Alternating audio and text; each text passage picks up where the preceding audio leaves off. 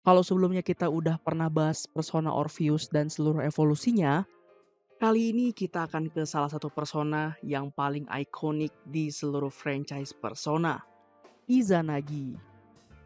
Ini adalah persona pertama milik Yu Narukami, sebuah entitas yang tidak hanya ikonik secara visual, tapi juga menyimpan sejarah panjang yang berasal dari mitologi Jepang. Seperti biasa, video ini bakal ada spoiler Persona 4, jadi buat yang belum tamat aku saranin selesaikan dulu gamenya. Oke? Langsung aja kita mulai. Izanagi dalam mitologi Jepang. Sebelum melihat adaptasinya di seri Persona, penting untuk kita memahami terlebih dahulu asal-usul Izanagi. Dalam mitologi Jepang, Izanagi dan saudarinya Izanami merupakan dewa pencipta yang diberi tugas untuk membangun dunia. Dengan menggunakan tombak suci, mereka menciptakan pulau bernama Onogoro, yang kemudian menjadi tempat lahirnya banyak dewa dan pulau-pulau besar Jepang.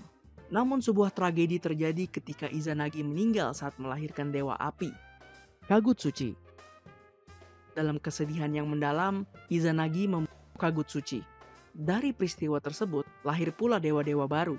Tidak menerima kepergian Izanami, Izanagi pergi ke Yomi, dunia kematian. Namun ketika dia di sana, ia mendapati Izanagi telah berubah menjadi sosok yang mengerikan.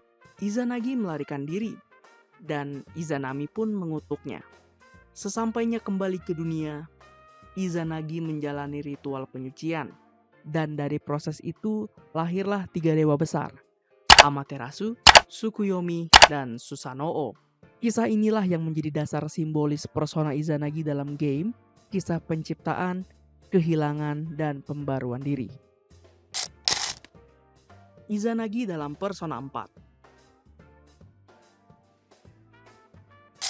Dalam Persona 4, Izanagi adalah persona pertama yang dibangkitkan oleh Yu Narukami saat memasuki dunia TV. Ia merupakan perwujudan Arcana full, Arcana yang melambangkan awal perjalanan, potensi, serta kemampuan untuk berkembang lebih jauh.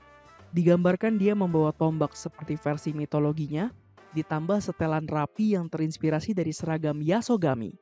Tapi yang membuat Izanagi menarik adalah fakta bahwa ia tidak berdiri sendiri. Ada 2 versi lain dan 1 bentuk evolusi tertinggi. Magatsu Izanagi, Izanagi yang tercemar. Magatsu Izanagi adalah versi gelap dari Izanagi. Kata Magatsu sendiri berarti tercemar atau dirusak kegelapan. Banyak teori yang mengatakan bahwa Magatsu Izanagi adalah Izanagi yang tidak pernah menjalani ritual penyucian. Akibatnya, ia dipenuhi energi dari dunia kematian. Di Persona 4, ia dimiliki oleh Tohru Adachi dan merupakan perwujudan dari Jester Arcana. Arcana yang melambangkan kekosongan dan penyimpangan. Persona ini tidak memiliki kelemahan, kebal terhadap light dan darkness attack, dan memiliki kemampuan ofensif yang sangat brutal. Magatsu Izanagi adalah bukti bahwa potensi besar jika diarahkan dengan cara yang salah dapat menghasilkan bentuk kekuatan yang sangat berbahaya. Magatsu Izanagi dapat diffusion ketika di New Game Plus dengan cara memaksimalkan social link Adachi yang masih Jester dan belum berubah ke Hunger Arcana. Dan kalau nggak salah dia bisa didapatkan sebelum di New Game Plus.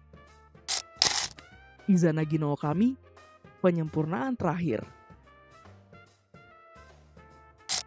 Versi paling kuat dari Izanagi adalah Izanagi no Okami.